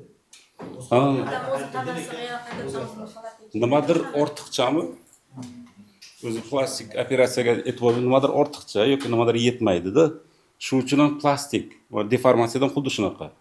Plastik deformatsiya demak nimadir ortiqcha qoladi, mana bu yerda cho'zib olsa, mana egri ortiqcha bo'lib qoldi. Qaytib o'zini tiklay olmaydi. Shu uchun plastik deformatsiya tushunchasi kiritilgan. Hozir mana bu rezinani test qilib ko'rganimizda ko'rishimiz mumkin, agar yuk juda ko'payib ketsa, u cho'zilib yoki uzilib ketadi. Qayta o'zini tiklay olmaydi. Shu uchun ham lekin biz hozir faqat elastik chegarasini bilishimiz kerak. Kichik yuklardan boshlaymiz. Endi yuk modelini aniqlash uchun nima qilishimiz kerak o'zi aslida? Boyagi formulani yozib oldingizlar. Nima edi formula? Mana yerda yozib qo'ydik. Kuch, birinchi kuchni aniqlashimiz kerak. Mana bu yuk modeli bu yerda demak nisbiy uzayishni ham aniqlab olishimiz kerak. Bu doskada yozilgan pastda. Agar e'tibor bersa, demak, mana bu nisbiy uzayishni, absolyut uzayishni demak dastlabki uzunlikka bo'lib olsak, biz nisbiy uzayishni aniqlab olamiz. Bu uchun nimalar kerak? Kelinglar, dastlab mexanik kuchlanishni aniqlab olaylik. Bizda mana bu yerda eng kichik yukdan boshlaylik.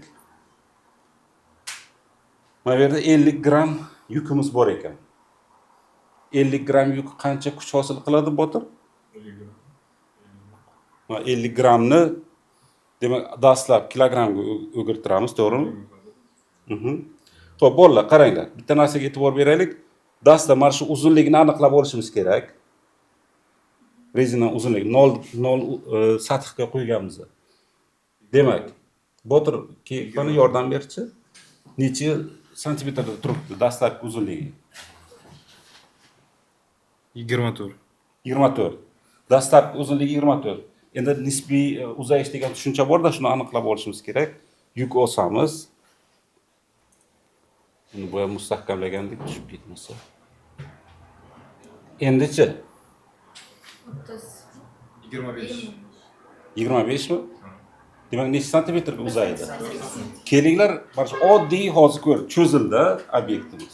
Chunki unga yuk qo'yildi. Mayli, hozir yukni nimasini aniqlashimiz ham shart emas. Doskada bitta sinab ko'ramiz. Kelinglar, mana bu yerda asroda sizlarga qulayroq qilib ko'rsatamiz. Demak, dastlabki uzunligi qancha edi? L barobar 24 santimetr.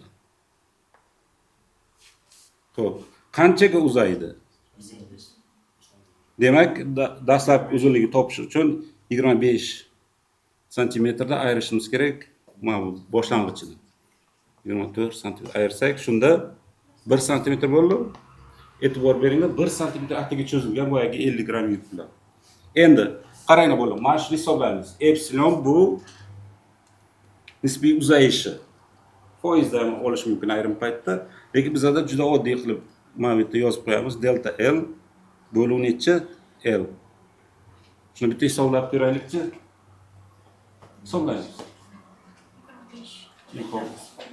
Nima qo'yamiz? 1 santimetr bo'lamiz 24 santimetr. 1ni 24 ga bo'lib o'ramiz. 0.04 yana 4 ketyaptimi? Yo'q, 1 ketyapti. 1 Bo'ldi. Demak, buni foizga aylantiramiz. Foizga aylantirish uchun nima qilish kerak? 100 ga ko'paytiramiz. 4 foiz. 4 foiz 1. 4,1 desak ham bo'ladi. Bo'ladi, demak, hozir sizlar ko'rgan narsa bu nisbiy uzayish. Agar shu tajribani yozib davom ettirsak, kuchlarni ham o'lchab ko'ramiz. Endi u uchun biz bu yerga diametrni ham o'lchab olishimiz kerak va kuchga o'tamizda. Xullas, hozir biz nimani aniqladik? Nisbiy uzayish, epsilon. Ustoz, hozir bitta savol bersam, mana shunda hozir tibbiyot talabalari uchun mana bu terini cho'zilishi, mana shu narsalar uchun muhim bo'ladi. Albatta. Yani maksimal darajasini aniqlash uchun. Juda ham to'g'ri. Bu aslida tomirlarni ham elastikligi bor. Shuni ham aniqlab ko'rishadi. Bu eng oddiy tajriba bilan ko'rishimiz mumkin. Bu yerda nisbiy uzayish nima va hozir biza qancha bu yerda mexanik kuchlanish sodir bo'lyapti, shuni ham aniqlashimiz mumkin. Bu juda oddiy. Buning uchun biza dastlab mana shu demak jismni diametrini o'lchab olishimiz kerak bo'ladi. Buning uchun nima ishlatamiz? Yo'q. Bu demak millimetrli, demak nima? Shtangen serpil ishlatamiz, ha? Demak, mana shu yerda jismni diametrini aniqlab olamiz, chunki u cho'zilgan paytda diametri kichrayib ketaveradi. Siqildida. Dastlabki bosqichiga ketadi. Bu erkin kirishi kerak. Demak, bolalar yozib qo'yinglar. Diametri 1,151. Hozir sizlar kuchni birga hisoblaymiz. Xo'pmi? Hozir endi bu yerda gistologiya bo'layotganda ustoz u xonaga kirib chiqqanimizcha Nodirjon aka so'radilar, iltimos qilib, shunga darsda ozgina bo'lgan holatda ruscha guruhlardan Здравствуйте. Можно? Не помешаем? Здравствуйте. Здравствуйте. К нам пришли гости. И да, можно им коротко рассказать, что за предмет, какая тема, какая группа, какое направление, и что они изучают сегодня? Да, меня зовут Малевская Лилия Павловна. Я преподаю в Колледж-университете предмет гистология. И сегодняшняя наша тема... Сегодняшняя наша тема – это соединительная ткань, собственно соединительная ткань, рыхлая и плотная соединительная ткань и соединительная ткань со специальными свойствами. Вот. У нас группа лечебного факультета, и сегодня я объясняю им тему. Наш предмет очень важен для медиков, студентов, как и для лечебного факультета, так и для стоматологического факультета. Мы на данном уроке не только теорию изучаем, но и практические навыки прививаем студентам. Используем вот такие микроскопы с специальными гистологическими препаратами, которые мы смотрим на каждом уроке. И студенты учатся различать различные виды тканей под микроскопом, потому что наш предмет изучает микроскопическое строение органов и тканей вот, на клеточном уровне. Наш предмет является фундаментальным на уровне с анатомией, химией, вот, а также очень важна его связь с патологической анатомией, потому что на гистологии мы изучаем нормальное функционирование клеток и тканей, а также нормальное их строение. Дальше наши студенты пойдут на второй курс, где будут изучать патологическую анатомию, патологическую физиологию, где на основании полученных знаний о норме будут стараться отличать норму от патологии. Это сейчас первокурсники, да? Это наши первокурсники, да. O'zbekcha ham bilasan? Да. Albatta. Bo'ldi, o'zbekcha so'raysan. Да. Bizning chunki auditoriyamiz o'zbekcha asosini qilib, bo'lmasa o'zbekcha. Yaxshi. В мини-группах, да, они изучают? В мини-группах, да, они проходят этот предмет? Да, bizning darsimizni podgruppa bo'lib o'tadi va davolash fakulteti uchun 4 soatlik darsimiz belgilangan va bugungi mavzu biriktiruvchi to'qmaga bag'ishlangan. Biriktiruvchi to'qma demak asl biriktiruvchi to'qma, siyrak va zich torli biriktiruvchi to'qmalar va maxsus biriktiruvchi to'qmalar mavzuyimiz bugun va bugungi darsda bolalarga hozir nazariyani tushuntirib beryapman. Bu rus gruppa uchun prezentatsiya albatta rus tilida va gistologik preparatni ham tayyorlab qo'ydik ko'rishga. Hozir mana shuni qisqacha tushuntirib beraversangiz, o'zi ancha foydali bo'ladi. Da, xohlasanglar men misol uchun doskaga o'lab gapirsam yoki qo'laymi mana shunaqa. Bunday olaversanglar birdan. Hozir yana vaqt. Bemalol mana shu mikroskoplar rahmat katta administratsiyaga bemalol doskaga ulanib biza ko'ra olamiz. Katta ekranda hamma talabalarga qulay bo'ladi. hozirgi preparatimiz bu siyrak tolli biriktiruvchi to'qima va siyrak tolli biriktiruvchi to'qimamiz asosan hujayralararo moddasidan hamda hujayralardan iborat. Hujayralari esa asosiy hujayralari bu fibroblast oilasi hisoblanadi va fibroblastlar demak asosiy vazifasi bu hujayralararo moddasini sintezida ishtirok etadi. Demak kollagen va kollagen oqsili hamda elastin oqsilini ishlab chiqaradi. Ularning oilasiga ko'plab hujayralar kiradi. Mana hozir yozib o'tyapman va har hujayra har bitta vazifasini ularda har xil. Demak 70% hujayralararo moddasi tashkil qilsa, 30% hujayralar tashkil qiladi. Hujayralararo moddasi kollagen, elastik, retikulyar tollardan iborat bo'lsa, amorf modda bo'lsa, suvdan, glikozamin glikan, proteoglikanlardan iborat. Tushunarli ustoz. Hozir mana bu gistologiya fani bo'lyapti. Shunda to'liq gistologiya fanida har bitta to'qima, hozir to'qima darajasida o'rganiladi, to'g'rimi? To'qimalarni har bitta turini o'quvchilar to'liq o'rganadimi shunda jarayonda har bittasini bittarab ko'rib? Da, demak 4 xil to'qimamiz bor. Epitelial to'qima, biriktiruvchi to'qima, mushak va nerv to'qimamiz va birinchi kursda shularni o'tishadi. Bu nimaga kerakki? Chunki ikkinchi kursda уже a'zolarni o'rganishni boshlaganda a'zolarda nafaqat bitta to'qimalarning yig'indisi bo'ladi. Demak, har bitta to'qimani xususiyatini bilib turib, ular farqiga borish kerak. Va misol uchun mana siyrak tolli biriktiruvchi to'qimada nima ko'rishimiz mumkin bo'ladi? Tolalarni, mana juda ingichka tolalar bo'lsa, bu elastik tolalar, ular tarmoqlangan bo'ladi. Ko'ndalang tarxil chiziqlikka ega emas bo'ladi va egiluvchanligini ta'minlab beradi. Mana yo'g'onroq tolalar bo'ladigan bo'lsa, u kollagen tolalar hisoblanadi. Hozir shunda endi hozir bu asosan birinchi kursda o'rganiladigan narsa patologik bo'lmagan jarayonni o'quvchilar shunday ko'rib turib, mana bu joyda bunisi bor ekan, bu joyda bunaqa narsa bor ekan degan umumiy xulosalarga keladi. Shunda to'g'rimi? Gistologiya bo'yicha. Albatta, demak hujayralarni va tolalarni bir-biridan farqlashishi, ularga bo'lgan xususiyati ko'rinish jihatdan demak bu to'qimaga hamma bo'lgan xos xususiyatlarni bilib oladi va boshqa to'qimalarga o'tganimizda, misol uchun biz yangi to'qima o'tganimizda eslatib o'tamiz oldingi darslarni va shunda yangi to'qima kuchliroq esda qoladigan bo'ladi. Shunda gistologiya bo'limini tugatgandan keyin ular hamma to'qimani bir-biridan farqlay oladigan darajada bo'ladi. Bemalol. Shunaqa. Demak, bir-biridan farqlay oladi, ko'rinish jihatdan ham hamda nazariy nuqtadan ham ajrata oladi. Va undan keyin ikkinchi kursga o'tganda hozir boya ruschada aytib o'tdingiz, patologiyani o'rganadi dedingiz. O'shanda keyin ular qarab turib, mana bu joyda boshqacha narsa bor ekan deb patologiyada baho bera boshlaydi o'zi sekin. To'g'ri. Demak, qachonki qanaqadir o'zgarishni ko'rgan bo'lsa, normaga asoslanib turib, demak ular bemalol bu kasallikni kelib chiqishini ayta oladi.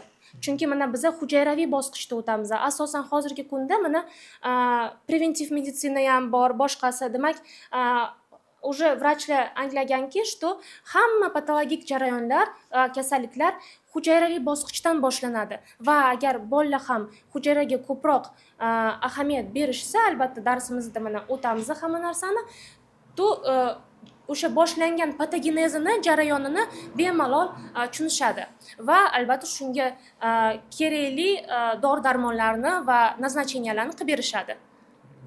Hozir bitta talabadan ham so'rasak bo'ladimi, agar qo'ymasak. Hozir bu yerda qaysi nimani ko'ryapsiz? Мазок крови. Наша преподавательница нам дала мазок крови. Мы тут изучаем из микроскопа, можем увидеть эритроциты, тромбоциты, лейкоциты, нейтроциты, нейтрофилы, да.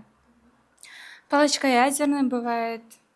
Ну, это все изучаем от микроскопа. Hozir gistologiyada nechta mavzu o'tdingizlar? 4-5 o'tdik mavzu. Hozir hammasi mikroskopda ko'rganingizdan keyin esingizda qoladimi? Da, albatta qoladi. Ha, farqlay olaman. O'qishlar o'qiyaptimi? Ha, yaxshi, juda zo'r. Nima uchun profil tanladingiz? Profilda sharoitlar yaxshi, masalan, mana boshqa universitetlarga nisbatan, например, elektrический mikroskop hamma universitetda ham bo'lmaydi-da. Shu elektrический mikroskop orqali ko'rish, da, setofoy. O'qituvchimiz ham o'zlarini setofoy mikroskopida ekranga ulab bizga to'liq tushuntirib berishlari mumkin. shu ishlarni o'rganamiz. Keyin mana bu reklama baribir hamma o'quvchi reklamadan keladi, baribir xohlaymizmi yo'qmi? Yo bo'lmasa chunki birinchi kurs bo'lgansizlar, o'sha reklamadagi aytilgan narsalar hammasi shu yerda sharoit yaratib beriladimi yo qaysidir joylar qolib ketyaptimi? Rektordan iltimos qilamiz agar bo'lmasa. Yo'q, rahmat, hammasi yaratib berilyapti o'qishimiz uchun. Bizda faqat o'qishimiz qoldi faqat. Yaxshi o'qisak. Biz hozir stomatologiya kafedrasi mudiri bilan birgalikda yana 8 etajga ko'tarildik, chunki tadbir tugagandan so'ng o'quvchilar yana amaliy darslarni o'tashyapti. Birinchi navbatda kafedra mudiri Shahriyor akadan biz ma'lumot olamiz. Shahriyor aka, stomatologiya fakultetida umumiy nechta o'quvchi o'qishyapti? Umumiy bizada bor 10 ta Yevro gruppa и 20 ta o'zbek guruhlar bor. И shularda har bittasida maksimum 13 tadan talaba bo'ladi. Gruppalardan tashqari yana bizada podgruppalarga bo'lingan. И pastda misol uchun oddiy xonalarda interaktiv doskalar bilan biz nazariyani o'tamiz. И bu xonalarda o'sha nazariyada o'tgan narsani yarim soat 40 minutcha amaliyotda qo'llaymiz. Chunki stomatologiyada muhim nazariya bilan amaliyotda birga olib borishi. Chunki men o'zimda ham vaqtida qiynalganman. O'sha nazariyani o'qigandan keyin amaliyotni ko'rmaganmiz. Даже oddiy oyna bo'ladigan bo'lsa, shu narsalarni ko'rib, ish qanaqa ishlashini ko'rishni xohlaganmiz. Shuning uchun shunaqa sharoitlar yaratilgan. Hozir bu yerda dars berayotgan ustozlarimiz o'zlari qandaydir ishlashgan, faqatgina o'qituvchilik faoliyati bilan shug'ullanishdi. Bizada hamma shu ishlaydigan, dars beradigan o'qituvchilarimiz o'zlari malakaviy shifokor, darsdan tashqari klinikada ishlashadi. Men o'zim ham klinikada ishlayman. Ilmiy rahbarim bilan bitta klinikada hammamiz. Chunki stomatologiya bitta joyda turmaydi-da, har kuni yangilik bor. O'sha narsalarni biz talabalarga ko'rsatishimiz uchun ham o'zimiz ham o'qishimiz kerak, o'sha narsani amalda qilishimiz kerak va patsientlarda bu qanaqa bo'lishini biz talabalarga to'g'ri tushuntirishimiz uchun o'zimiz ham amaliyotni to'xtatmasligimiz kerak. Men bilamiz, O'zbekistonda o'zi stomatologiya maktabi ancha yaxshi rivojlangan. Lekin mana bu talabalar ko'pincha klinikalarga, nimalarga borib amaliyot o'tashadi o'zi. Masalan, amaliyot o'tashmasa ham iltimos qilib, ustoz yordam bering. Kimdirlar klinikaga o'rganishga kira oladi, kimdirlar kira olmaydi. Bu yerda hozir o'sha klinika muhiti to'liq yaratib berilganmi, qandaydir jarayonlarimi faqat? Klinikada baribir ular nimani xohlashadi? Ular shifokor bilan birga turib assistentlik qilishdi. Ular aynan patsientda qanaqa ishlashini ko'rishni xohlatadi. Bu yoqda biz fantomlarda o'sha ishni qilishni o'rgatamiz, lekin baribir живой patsientda uni ko'rish baribir boshqacha. Biz harakat qilamiz o'sha iqtidorli, yaxshi talabalarni navbat bilan o'zimizning klinikamizga chaqirib, assistentlik qildirib yoki bo'lmasa kelajakda o'sha yozgi praktikalarda biz o'sha harakat qilamiz chiqarishga. Hozir shunda birinchi kursdan to'liq mana shunaqa fantomlarda o'zlari mashq qilib o'rganishadi, to'g'rimi? Da. Boshidan emas, boshida bizda misol uchun instrumentlarni qanaqa turlari bor, nima uchun qo'llaniladi, shu narsalarni ko'rsatganimizdan keyin hozir o'sha 2-semestrda boshlanishdi. Misol uchun 4-sinf karies bo'shlig'i. O'sha karies bo'shlig'ini qanaqa charxlash kerak, qanaqa plombalash kerak, plombaga qanaqa tayyorlash kerak, o'sha narsani ular fantomlarda qilib ko'rishadi. Hozir shunda mana shu fantomlarda o'sha jarayongacha o'zlari to'liq tushunadi, noldan. Shunaqa. Ya'ni odamda sinab ko'rmagan bo'lsa ham bunda qo'llari kelishgan bor. Teoriyani, o'sha nazariyani o'rganib bo'lishgan, endi hozir o'shani amaliyotda qo'llab kelishyapti. Assalomu alaykum. Assalomu alaykum. Timur aka, bu yerda hozir birinchi yil ishga kirgansiz, to'g'rimi? Да.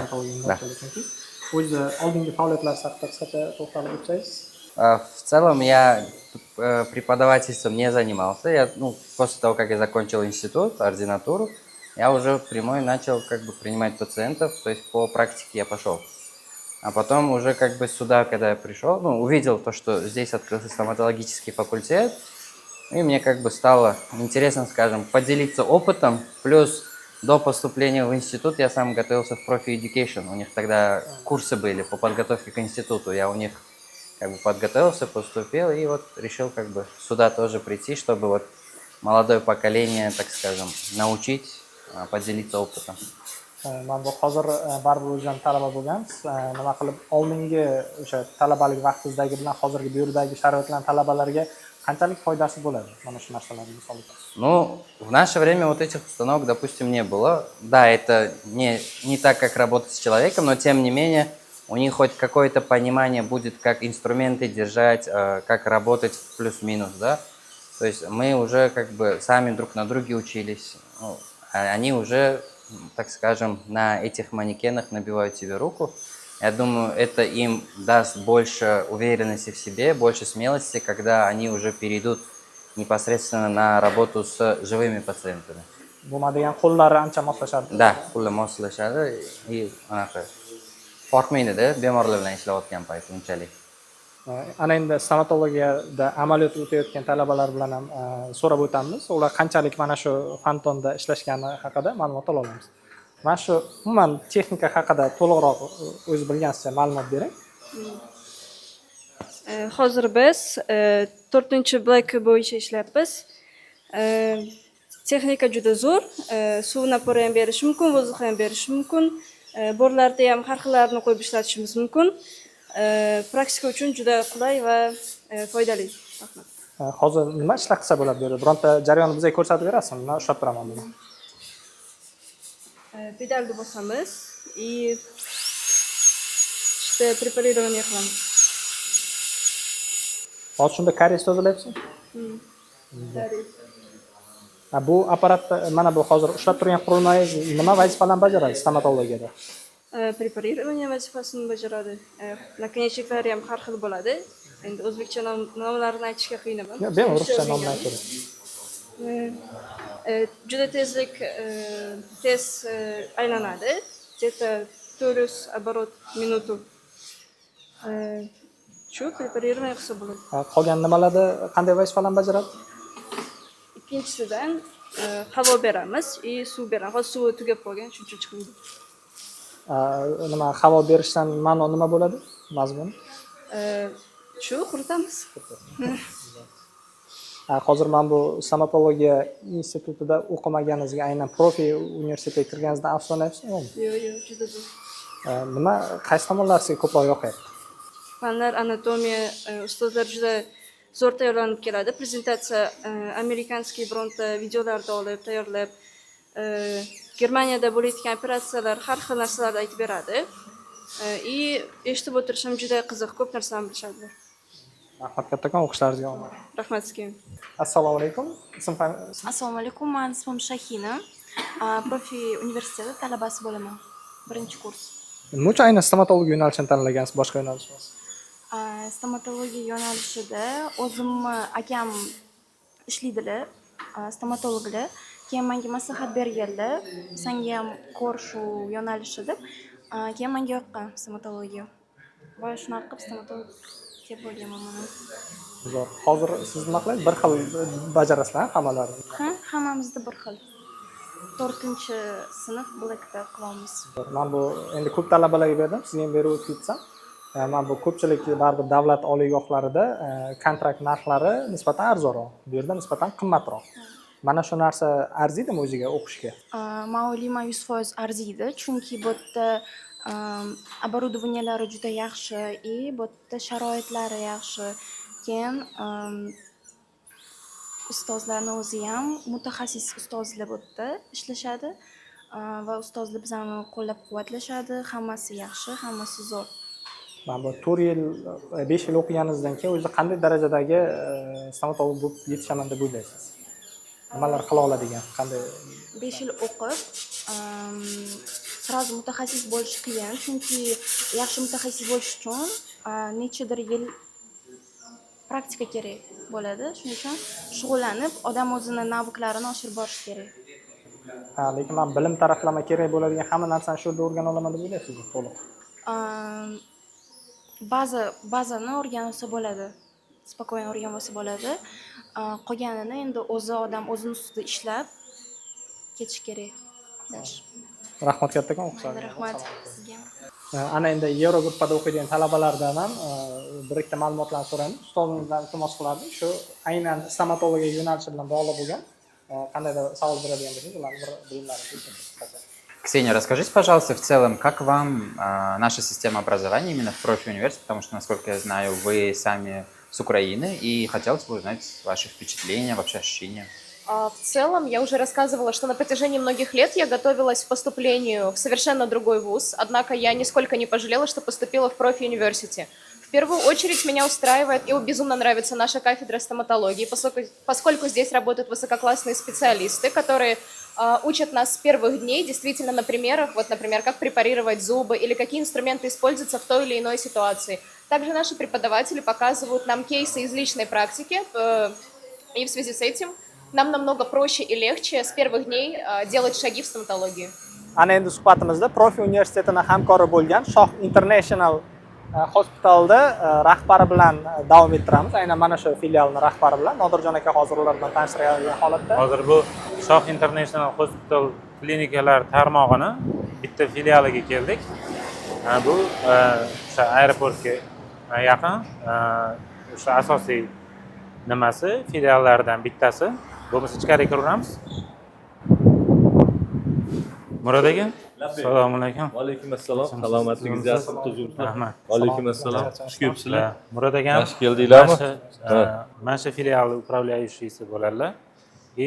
Sizlarga umuman klinika haqida ma'lumot beradilar va Profi universitet talabalari uchun klinika mana shu filiali va boshqa tarmoqlarda yaratilgan imkoniyatlar haqida gapirib beradilar. Hop, biza meditsina sohasida 18 yildan beri aholimizga, xalqimizga xizmat ko'rsatib kelyapmiz. Sizlarni ko'rayotgan hozirgi klinikalar Shoh International Hospital klinikalarning orasidagi asosiy klinika hisoblanadi. Bundan tashqari bizda Toshkentda 5 ta klinikamiz bor. Hammasi o'ziga xos vazifalarni bajaradi. Bu klinikamizni asosiy afzal taraflaridan bittasi talabalar uchun barcha yo'nalishlar bo'yicha bu yerda praktik amaliyotlarni o'tish imkoniyati bo'ladi. Demak, nafaqat terapiya tarafidan, balki xirurgiya sohalarini ham shu yerda o'rganib ketishligi mumkin. Chunki bizda bu yerda 7 ta operatsion blokimiz bor. Bizda 2022-yil sentyabr oyida Markaziy Osiyoda ilk bor robot assistentligidagi xirurgiyani biz yo'lga qo'yganmiz. Qon tomirlaridan endovaskulyar deymiz. Endovaskulyarni kichik invaziv operatsiyalarni amalga oshirishda ham yuqori texnologik jarayonlarni hammasini biz yo'lga qo'yganmiz.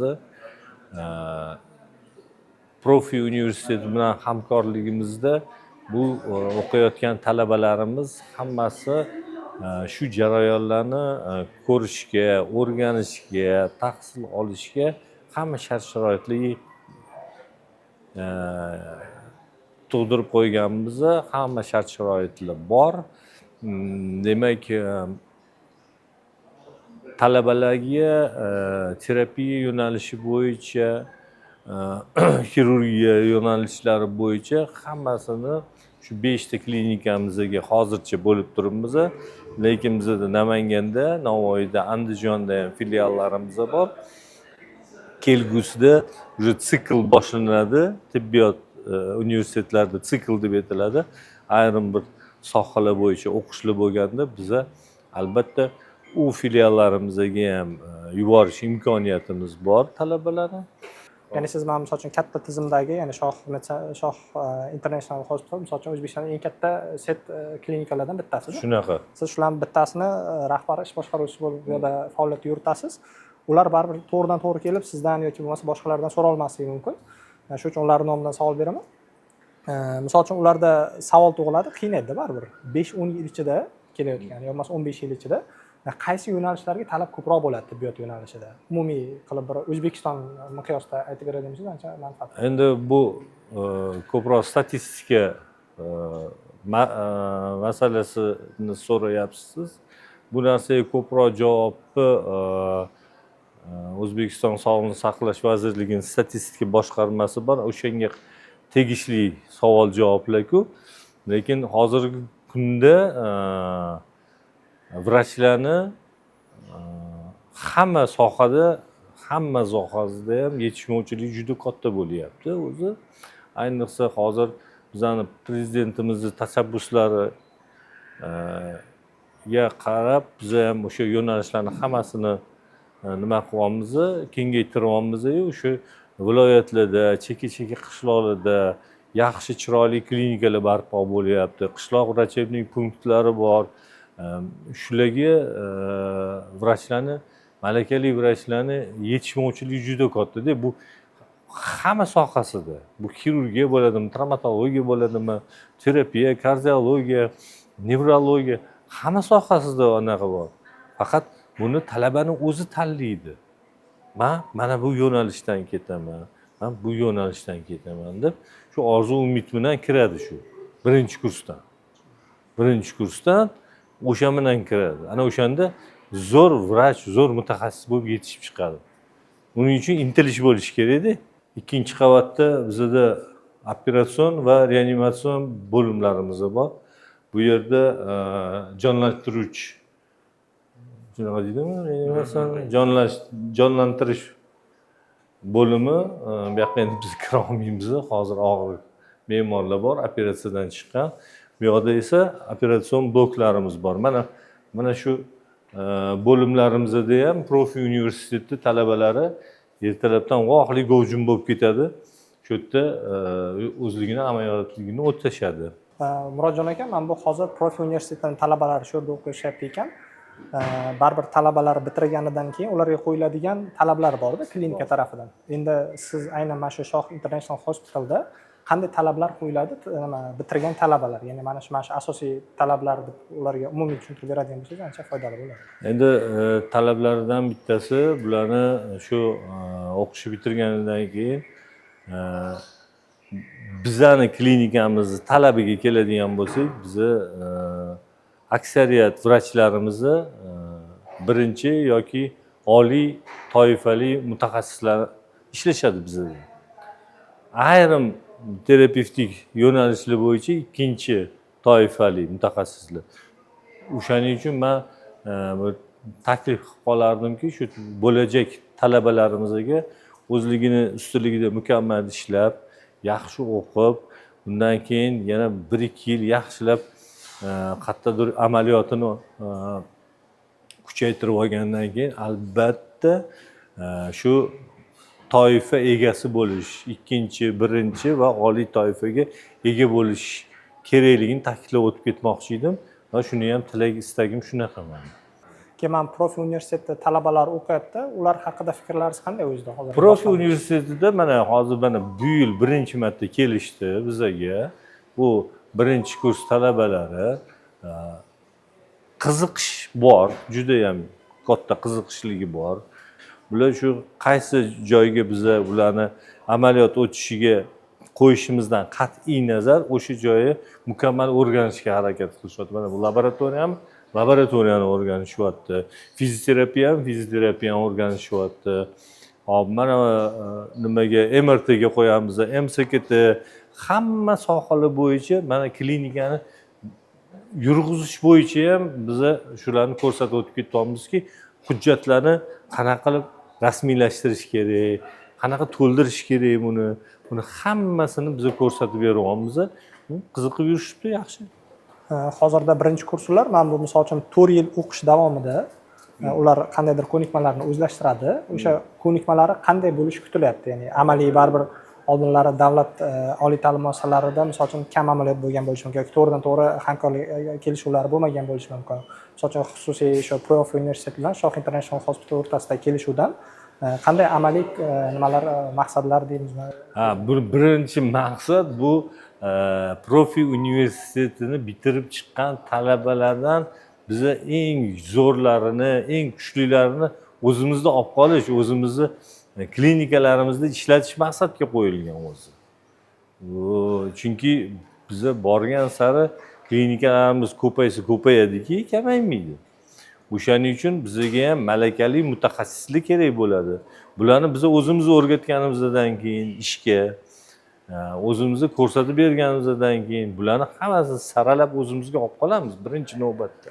Keyin ota-onalarda qo'rquv bor-da, hozir men bu xususiy universitetlar bilan davlat universitetlarida prezidentimiz tomonidan bir xil qilib qo'yilgan, lekin ota-onalar baribir hali ham davlat universitetiga topshirish kerak, xususiy universitetga topshirsa qandaydir diplom o'tmaydi yoki bo'lmasa ishga qabul qilmaydi degan tushunchalar bor-da. Endi hali chumchuqdan qo'rqqan taro ekmaydi deydi.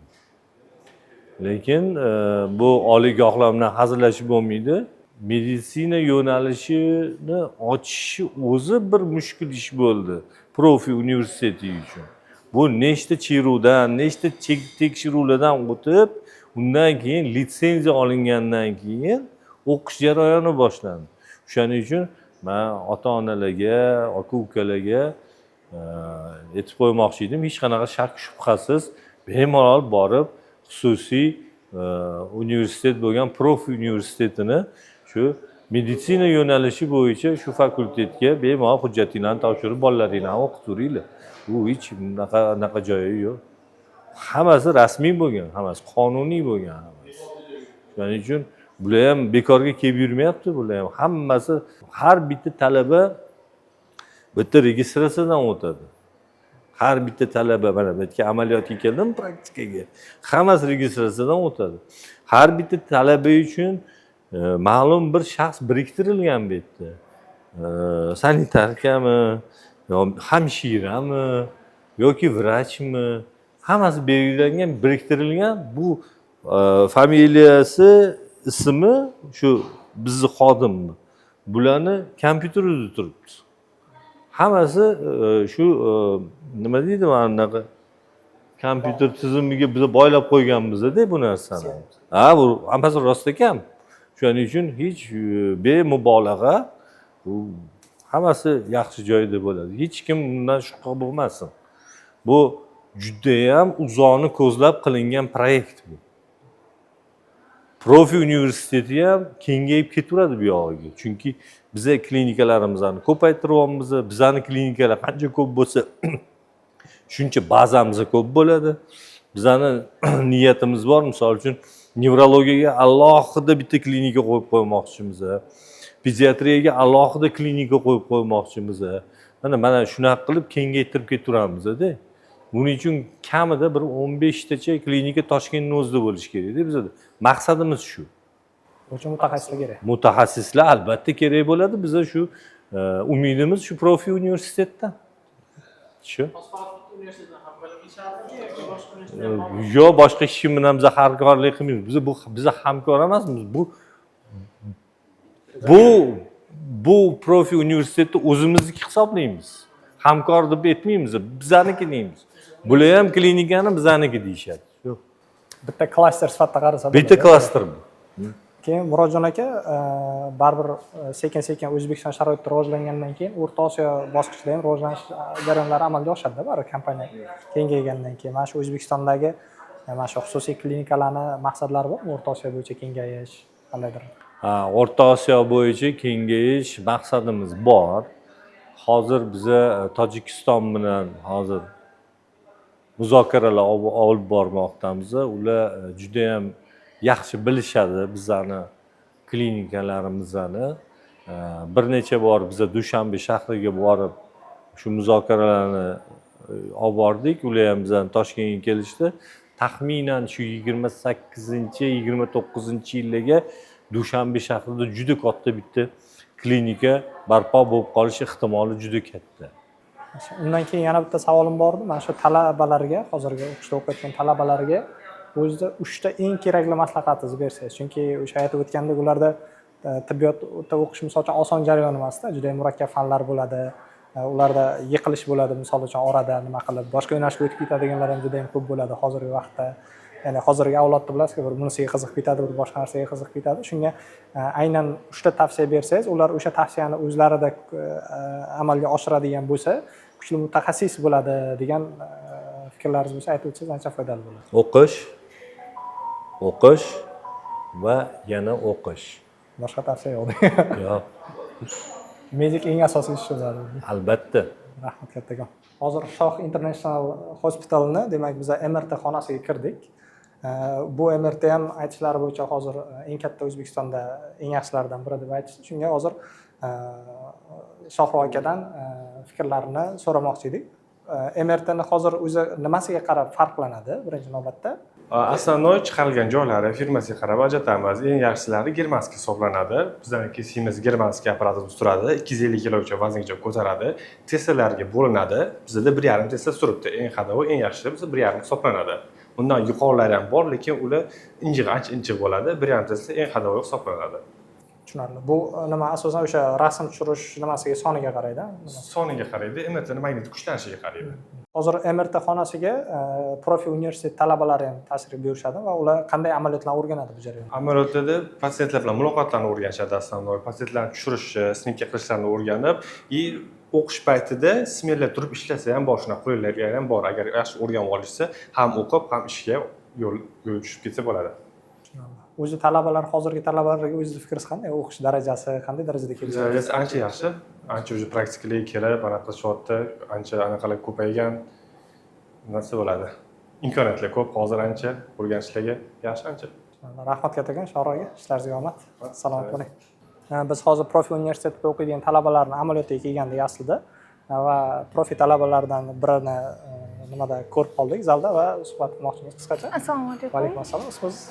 Ismim Timira Bibixonim. Profi universitetida o'qiyman, stomatologiya fakultetida. Hozir bu yerda necha kundan beri amaliyot qilasiz? Bu yerda biz 10 kunlik amaliyot o'taymiz har semestrda.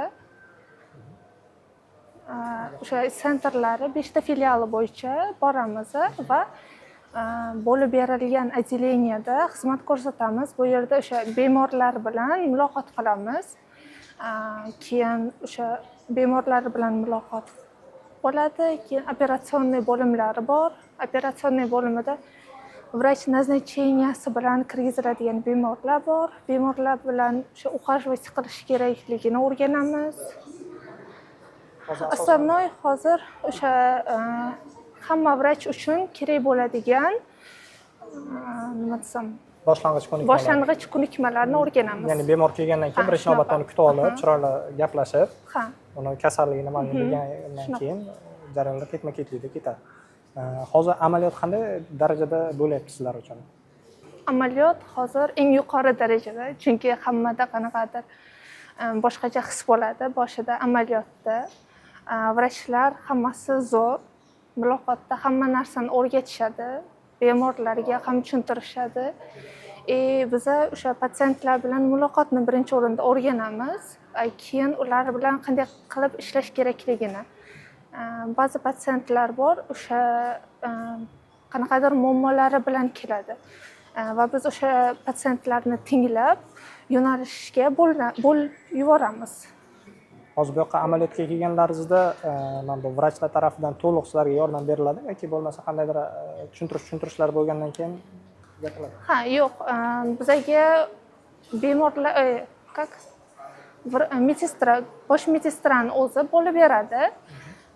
Отделенияларga, u отделенияларда shifokorlarimiz kutib turadi bizani. Kursda o'rganadi, ko'nikmalar olamiz kerakli. Undan keyin hozir profi universitetida o'qish bilan amaliyot birgalikda qanchalik foydali bo'lyapti sizlar uchun? Biz o'sha nazariy qismini o'rganib, sразу amaliyotga o'tamiz. Bu biz uchun kerak bo'lgan o'sha muhim omillardan biri hisoblanadi. Rahmat kattakon, o'qishlaringizga omad, salomat bo'ling. Sog' bo'ling. Davom etamiz. Yana bir talabamizni ko'rib qoldik va suhbat davom ettiramiz. Ismingiz nima? Saror. Saror. Saror, qaysi fakultetda o'qiysiz? Stomatologiya 03A. 03A. Necha kundan beri bu yerda amaliyotdasiz? Bu yerdan 6 kun. 6-kun bo'lyapti. 6 kun har kuni kelasizlar bu yerga to'liq. 6 kun, Amaliyot bu yerga emas, har xil filiallariga. Har xil filiallariga.